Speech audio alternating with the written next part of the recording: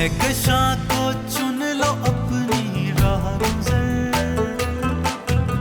कहकशां को चुन लो अपनी राह गुज़र।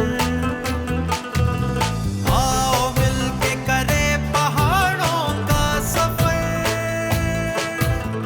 आओ मिलके करे पहाड़ों का सफर। खैबर पख्तूनख्वा के ज़मशुदा अजला की तरह यहाँ भी सदियों पुराने सकाफ़ती लिहाज से इंतहाई अहम हुजरे का निज़ाम राइज है। यहाँ आज भी मुख्तलिफ कबाइल आपस में ना सिर्फ मिलते और बैठते हैं बल्कि आपस के बेशतर मामलात जिरगे के ज़रिए ही हल करते हैं। तुरगुर में हर मिशर अपने इलाके का सरदार होता है, जबकि कबीले के बुजुर्गों का भी बहुत ज़्यादा एहतराम किया जाता है और इन्हें मिशरान भी कहकर पुकारा जाता है। इस वक्त हम मैरा काजी में ही हैं। ये गांव है डिस्ट्रिक्ट तुरगर का। और जब हम बात करते हैं रवायात की तो पुरानी रवायात में से एक हुजरा कल्चर भी है, यानी हुजरा बैठक।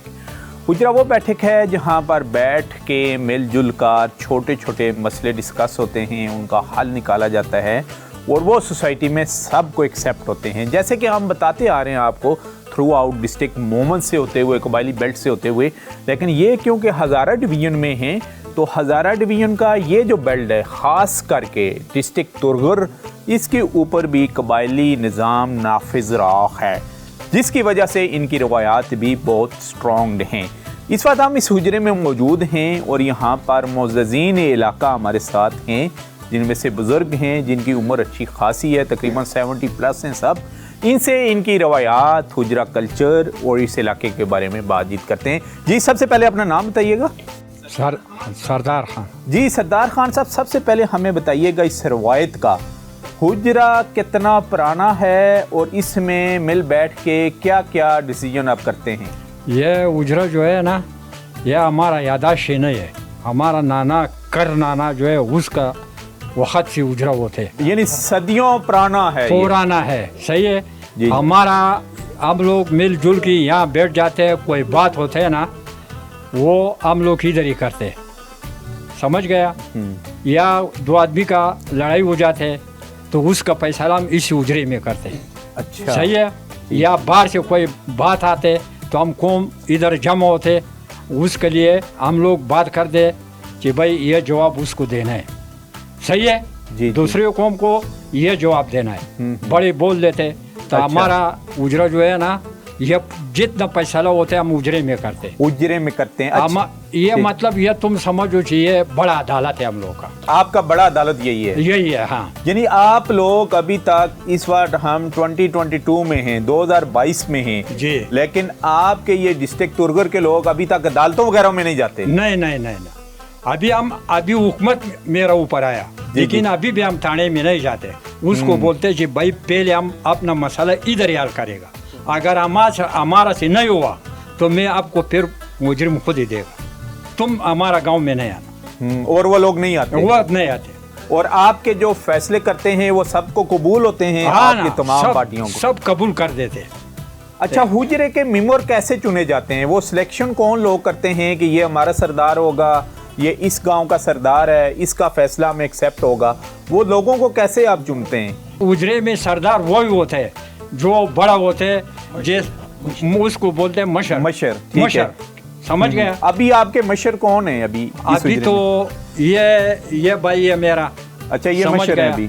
हाँ, ये भाई है मेरा। 4-5 बंदे होते हैं और वो जो फैसला करते हैं हुकूमत को भी कबूल होता है आपका? कबूल होते हैं। अच्छा, किस किस्म के फैसले करते हैं आप? कत्ल का भी कोई मुकदमा आता है आपके पास? यहाँ लड़ाई झगड़ा हो जाता है? लड़ाई झगड़ा हो जाते हैं ना। इन कोई 5-10 सालों में कोई ऐसा फैसला आया जो आपने किया हो, जरा उसका बता दें हमें। ये 10-15 साल में नहीं आया। अच्छा, इसमें नहीं आया, ये सब बड़ा फैसला नहीं आया। अच्छा, कुछ छोटे छोटे आते रहते हैं? छोटे आते रहते हैं। वो किस किस्म के आते हैं?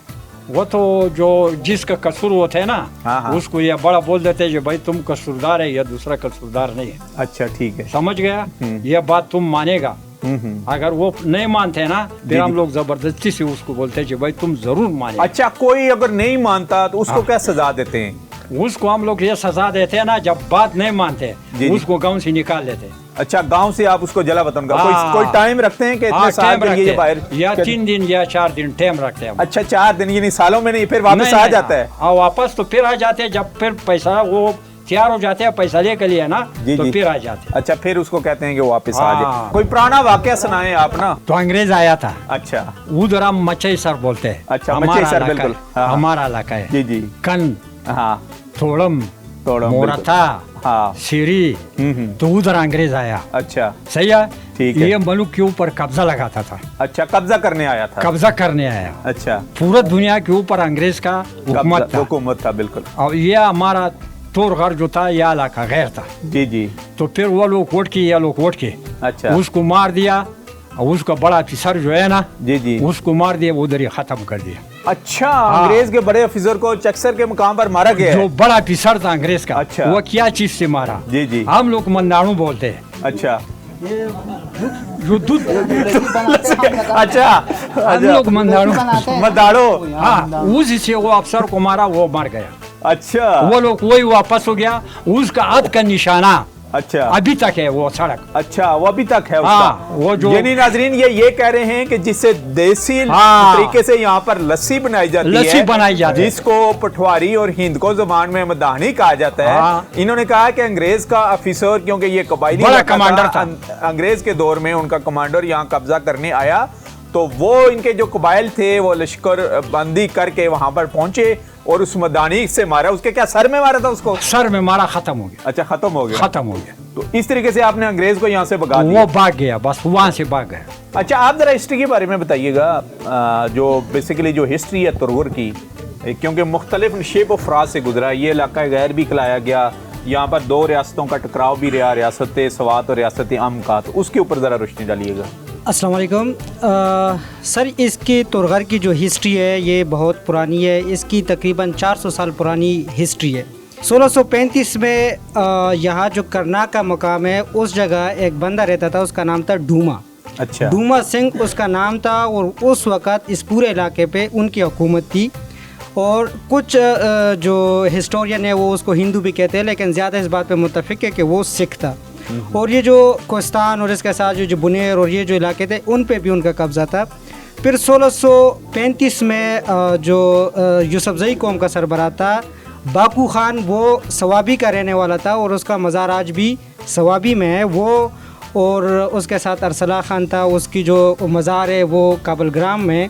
तो वो आए और उन्होंने इस इलाके पे चढ़ाई की। यूसुफजी कौम ने 1635 में इस पूरे तुरगुर पे उन्होंने चढ़ाई की और ये पूरे इलाके को अपने कब्जे में ले लिए। तुरगुर की हिस्ट्री बड़ी यूनिक है। जी जी। तुरगुर न स्टेट ऑफ अम के राज के अंदर रहा है और न अच्छा। ये वाली स्वाद के ज़ेर असर रहा है। अच्छा। ये तकरीबन 400 सालों से ये इंडिपेंडेंट था। अच्छा। और जब 1947 में पाकिस्तान आज़ाद हुआ तो ये तब भी पाकिस्तान के साथ उस तरह कम्प्लीटली शामिल नहीं था। ये न कोई डिस्ट्रिक्ट था, न अच्छा। कोई तहसील थी, ये एक इलाका गैर था। इलाका गैर ठीक। का मतलब ये था कि ये एक प्रोविंशियल एडमिनिस्ट्रेड ट्राइबल एरिया पाटा था अंग्रेज के दौर के, अंग्रेज के दौर के बाद। और इसके अंग्रेज के दौर में इन इलाकों को यागी कहा जाता था। अच्छा। 2 किस्म के एरियाज थे, एक जो इलाका गैर थे जैसे कि फाटा, वो उन इलाकों पे जहाँ उनको रेजिस्टेंस ज़्यादा आती थी और इनकम भी होती थी, तो वो फाटा के एरियाज थे। ठीक है। ये जो पाटा के एरियाज थे, ये अंग्रेज के दौर में इनको यागी कहा जाता था। इसमें ना रेजिस्टेंस ज़्यादा थी और ना इनसे इनकम थी। लेकिन फिर भी तुरगुर के लोगों ने बड़ी रेजिस्टेंस शो की अंग्रेज़ों के खिलाफ। ये 1848 मतलब 1848 में अंग्रेज़ों ने पहले एक्सपीडिशन किए। फिर 1860 में अंग्रेज़ों ने दूसरी एक्सपीडिशन किए। अच्छा। और 1888 में अंग्रेज़ों ने तीसरी एक्सपीडिशन अच्छा, की। ठीक है। लेकिन ये जो लोग जिनके साथ आज हम बैठे हुए हैं, ये अकाज़ी कौम, ये बड़ी बहादुर कौम है। ये जैसे बाबा जी ने बताया कि मचे। अच्छा, ये फिर पाकिस्तान में कैसे हलाक हुआ इसका? ये मैं आपको बताता जी। हूँ कि जब अंग्रेज़ एक्सपीडिशंस करते थे, उन्होंने कोटके के मकाम को तबाह किया, पलोसा को तबाह किया, उसके अलावा कंडर पे उन्होंने हमले किए। बाकी तुरगुर में उन्होंने यहाँ जब इनको रेजिस्टेंस आई, क्योंकि याकाजी की कौम सबसे ऊंचाइयों में रहती है, तो जब वो अंग्रेज़ नीचे से आए उस वक्त तो बंदूकें भी ऐसी नहीं थी, तो ये ऊपर से पत्थर गिराते थे या ऊपर से फायर करते थे, तो अंग्रेज़ यहाँ कामयाब नहीं हुए। 1947 में ये किसी रियासत के साथ नहीं था, ये दरमियान में एक बफर जोन था। ये ऑटोमेटिकली पाकिस्तान के साथ तो आ गया। यूनिकनेस क्या है यहाँ जरगे की? इसके जरगा सिस्टम की की यूनिकनेस ये क्या है कि बाकी आपको फाटा और इन एरियाज़ में सरदार सिस्टम मिलता है। ठीक है। यहाँ जो आपको यहाँ बैठा हुआ हर शख्स सरदार है। अच्छा। यहाँ कोई उनको सेलेक्ट नहीं किया जाता जो बंदा, ये अगर मॉडर्न दौर के पार्टिसिपेटरी डेमोक्रेसी को हम देखें तो ये एक पार्टिसिपेटरी डेमोक्रेसी है। किसी का कत्ल भी हो जाता है तो मस्जिद में ऐलान होता है कि सब लोग जमा हो जाए, इस गांव के जितनी भी बरादरी हैं, जितने भी कौम है, पख्तून है, सैयद है और जो हमारी सरखेली बरादरी है या कोई जो भी इस गाँव में रहता है, सब इस हुजरे में इकट्ठे होते हैं और वो इस पर बात करते हैं कि इसने क्या किया, उसने क्या किया, और एक स्पीडी जस्टिस सिस्टम था। जी नाजरीन, अभी यहाँ पर एक रवायती गेम है, वो भी सदियों पुरानी गेम है जिसको मोखा कह रहे हैं। वो यहाँ उसके प्लेयर अच्छे खासे हैं और ये तलवार अभी हमें दिखाई गई है कि ये तलवार इनकी सदियों पुरानी है और इसी से लड़ाई होती थी जी। अच्छा अच्छा अच्छा, ये आपने अपने घरों में रखी हुई है। यानी जैसे ये कह रहे हैं कि वो स्टेट के दौर में मकामी लोगों के पास, क्योंकि और तो उस वक्त हथियार होते नहीं थे, तो ये तलवार अभी इन्होंने हमें दिखाई है कि इससे लड़ाई होती थी। मोखा गेम है यहाँ पर बहुत ही पुरानी। अभी वो उसके प्लेयर मैदान में आएंगे और उसकी हिस्ट्री का ऊपर भी ज़रा बात करते हैं, लेकिन पहले देखते हैं कि वो मोखा गेम यहाँ खेली कैसे जाती है।